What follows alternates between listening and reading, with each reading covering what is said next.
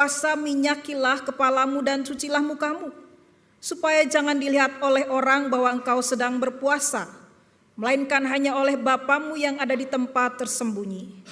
Bapamu yang melihat yang tersembunyi akan membalasnya kepadamu.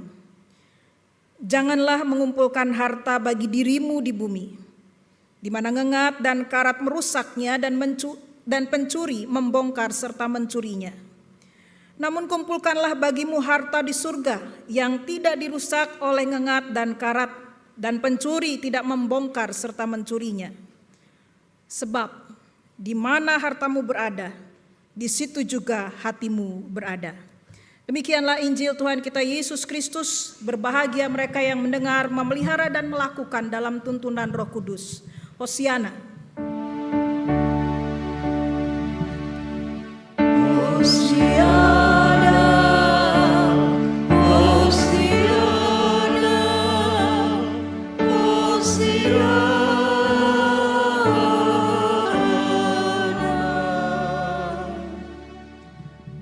Bapak, Ibu, saudara-saudari, anak-anak yang dikasihi oleh Tuhan Yesus Kristus, mengawali perziarahan pada Prapaskah ini, narasi penciptaan dan kejatuhan dalam Kejadian pasal 2 dan 3 membentangkan cermin jujur bagi jiwa kita.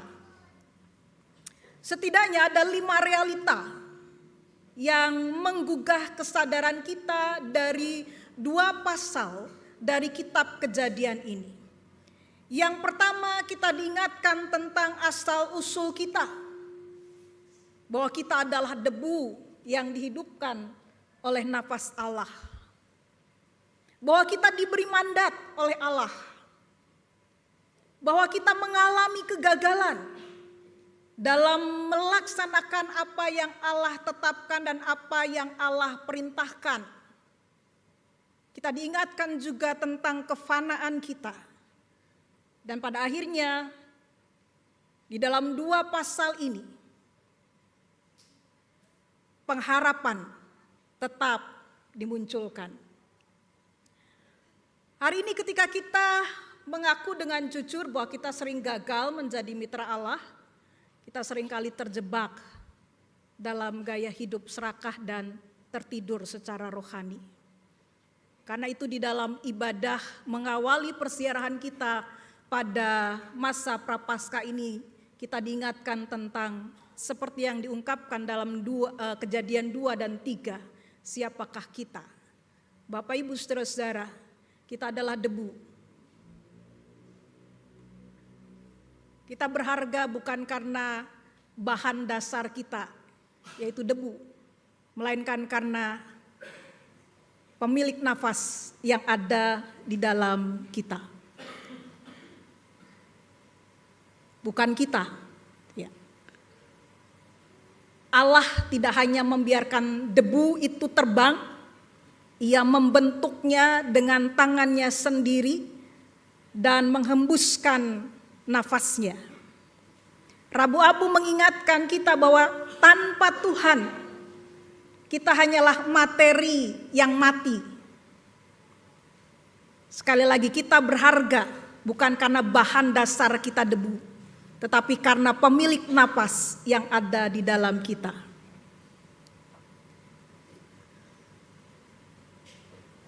Kita diingatkan tentang mandat yang Allah berikan kepada manusia pertama, menjadi mitra Allah. Tugas kita adalah merawat, menjaga kehidupan, menanam, memelihara. Tetapi pada kenyataannya, kita justru merusak. Kita lebih sering mengambil, kita lebih sering menebang, kita lebih sering mengeruk daripada menanam, merawat, dan menjaga. Keserakahan telah merusak relasi kita dengan Sang Pencipta dan juga dengan ciptaan yang lain. Kita lupa bahwa kita adalah penjaga taman itu, bukan pemilik, tetapi seringkali kita ingin menjadi pemilik. Sehingga rusaklah relasi yang tercipta pada awal kehidupan manusia. Melalui pengolesan abu yang akan kita terima, Bapak Ibu Saudara-saudara yang dikasihi oleh Tuhan Yesus Kristus, kita juga diingatkan tentang siapa kita pada akhirnya. Bahwa kita adalah rapuh dan kita butuh pengampunan. Debu tidak bisa berpura-pura menjadi emas. Debu tetaplah debu dan pada akhirnya akan kembali kepada debu. Maka Rabu Abu memanggil kita untuk berhenti memakai topeng kesuksesan, jabatan atau kekayaan. Di hadapan Allah kita semua kembali ke titik nol. Sama-sama rapuh, sama-sama membutuhkan pengampunan. Tetapi Rabu Abu ini juga sekaligus menjadi pengharapan kita. Di tengah-tengah pergumulan perjuangan kita melawan dosa, berita pengharapan sejak awal sudah disampaikan. Janji keselamatan itu dinyatakan oleh Sang Pencipta. Keturunan perempuan itu yang akan mengalahkan kuasa maut.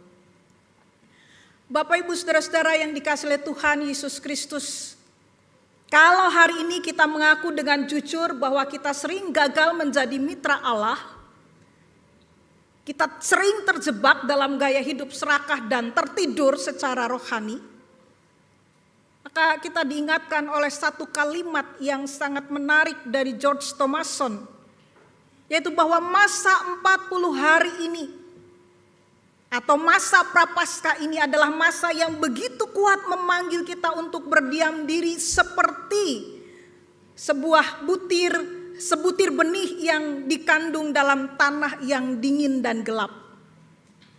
Sampai cahaya yang lembut dari musim semi merobek kegelapan dan memunculkan harapan yang baru. Kalau tadi kita diingatkan bahwa kita adalah debu yang diberi napas kehidupan dan pada akhirnya kita akan kembali kepada asal kita. Di sisi yang lain kita diingatkan debu atau tanah bukan hanya tempat kematian, tapi juga tempat pertumbuhan. Abu yang dioleskan nanti adalah pupuk bagi jiwa. Pertobatan, penyesalan menjadi proses bagi kita untuk menghancurkan ego kita, agar benih firman Tuhan bisa berakar dan tumbuh dengan baik. Seperti benih yang tertanam di tanah dingin dan sebelum musim semi tiba, maka masa 40 hari ini menjadi masa di mana pintu rahmat Tuhan bagi kita dibukakan. Masa 40 hari ini adalah masa bagi kita untuk bangun dari tidur kita dan hidup dalam pertobatan. Masa-masa ini menjadi kesempatan bagi kita untuk menanggalkan perbuatan kegelapan dan mulai belajar di kaki Sang Guru sejati, Yesus Kristus. Agar sifat Adam kita mati. Sifat yang mau menang sendiri, sifat yang tidak mau mendengarkan orang lain, sifat yang merasa diri paling benar dan segala-galanya, mati. Dan Kristus hidup di dalam kita. Maka 40 hari ini, mari kita membuka diri di hadapan Allah. Mau diproses, mau dibentuk supaya cangkang-cangkang ego kita hancur dan kemudian benih firman Tuhan bertumbuh berakar dengan baik dan berbuah pada waktunya. Bapak Ibu Saudara-saudara yang dikasihi oleh Tuhan Yesus Kristus, dalam pengajarannya Tuhan Yesus menyampaikan beberapa poin yang menarik untuk kita perhatikan. Matius 6 ayat 1 dan 6 sampai dengan ayat 1 sampai dengan 6 dilanjutkan ayat 16 sampai dengan 21 menuntun kita bagaimana seharusnya praktek kesalehan yang murni di hadapan Bapa itu kita wujudkan di dalam kehidupan kita sehari-hari. Karena pertobatan yang sejati itu pertama-tama bukanlah sekedar retorika, bukan sekedar ucapan di bibir, bukan sekedar kata-kata yang keluar dari mulut kita. Pertobatan yang sejati adalah gerak batin ke dalam. Suatu hari, seorang pemuda datang kepada seorang guru, seorang rabi yang bernama Musa. Dan dia meminta nasihat apa yang harus dia lakukan untuk kehidupan yang baik, untuk kesalehan yang perlu dihidupi. Lalu Rabi Musa ini justru balik bertanya, "Anakku, mengapa engkau datang kemari? Pulanglah, masuklah ke dalam kamarmu, berdoalah. Doa akan mengajarmu segala sesuatu." Bapak Ibu saudara-saudara yang dikasihi Tuhan Yesus Kristus, kesalehan dimulai dari ruang yang sunyi antara diri kita dengan Allah. Kesalehan bukan untuk dipamerkan, tetapi untuk didengarkan, untuk mendengarkan. Bukan untuk berteriak-teriak, tetapi mengambil waktu hening, berdiam diri di hadapan Allah.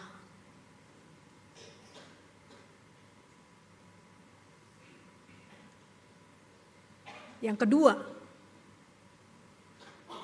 apa yang bisa kita lakukan pada masa Prapaskah ini? Mungkin di antara kita sudah ada yang mulai berpantang dan berpuasa pada hari ini, atau ada yang akan segera memulai masa itu, masa berpuasa dan berpantang sesudah ibadah ini.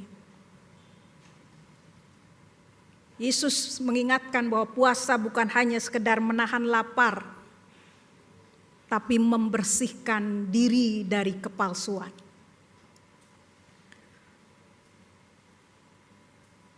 Puasa bukan sekedar menahan diri dari segala sesuatu yang mungkin selama ini kita lakukan dan kita dapat memenuhinya. Berpuasa adalah masa di mana kita belajar untuk mengurangi kebisingan media sosial dan hiburan. Tetapi pada waktu yang bersamaan menyediakan diri bagi ruang doa. Belajar untuk berkata dan berefleksi di hadapan Tuhan.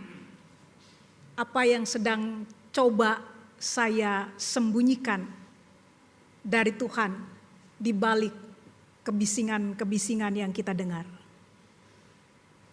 Atau kebisingan-kebisingan yang kita buat. Bapak Ibu saudara-saudara yang dikasihi Tuhan Yesus Kristus, ini langkah yang kedua. Langkah yang ketiga adalah audit spiritual. Audit investasi hati. Ya.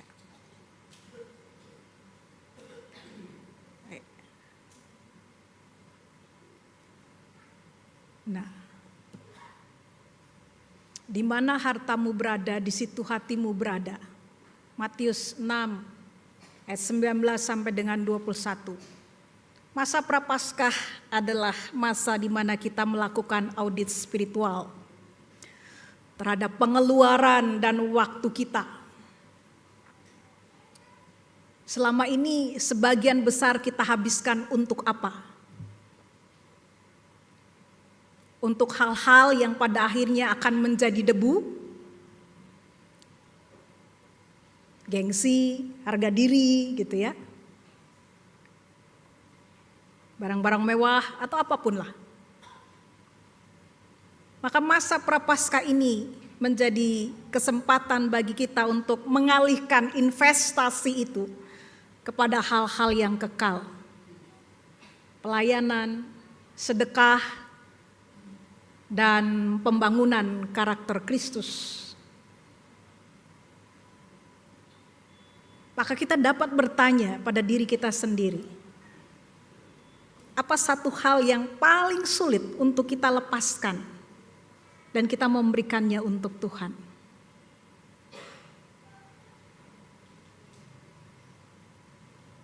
"40 hari ini kita diajak untuk bertanya, apa yang paling sulit?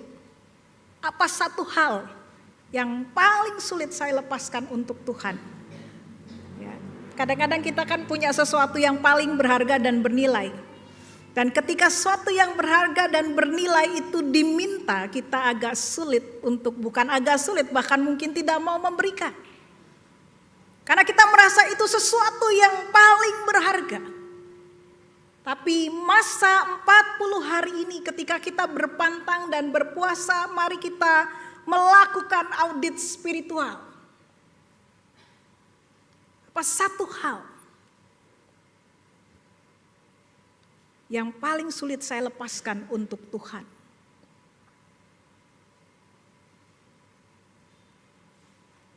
Dan yang terakhir, Bapak Ibu Saudara-saudara, kita mau belajar menghidupi kata cukup. Mungkin di antara kita mulai berkata-kata, "Ibu, cukup antara orang yang satu dengan orang yang lain itu kan gak sama." Tetapi 40 hari ini kita diajak untuk melihat dan menghayati apa artinya kata cukup. Itu berarti kita mau belajar melawan keserakahan, belajar hidup sederhana selama 40 hari ini. Belajar untuk melihat sesuatu yang penting, yang esensial, yang memang kita butuhkan. Kalau memang itu butuh, bolehlah dibeli. Tetapi kalau hanya sekedar lapar mata, hanya sekedar untuk menjaga gengsi dan menaikkan harga diri kita di depan mata orang banyak, maka kita perlu berkata tidak. Kita perlu berkata cukup, masih ada yang lain. Menghidupi kata cukup berarti juga mau belajar untuk berbagi. Berikan kelebihan pada orang yang kekurangan. Hal-hal inilah merupakan hal-hal yang nyata dalam merawat kehidupan sebagai mitra Allah. Bapak, Ibu, dan saudara-saudara yang dikasihi Tuhan Yesus Kristus, masa 40 hari ke depan bisa menjadi masa di mana kita berperang melawan keinginan, melawan godaan, belajar untuk tidak mementingkan diri sendiri. Masa 40 hari ini menjadi masa di mana si jahat tidak akan pernah berhenti mengganggu kita dengan segala tipu dayanya, dengan segala tipu muslihatnya.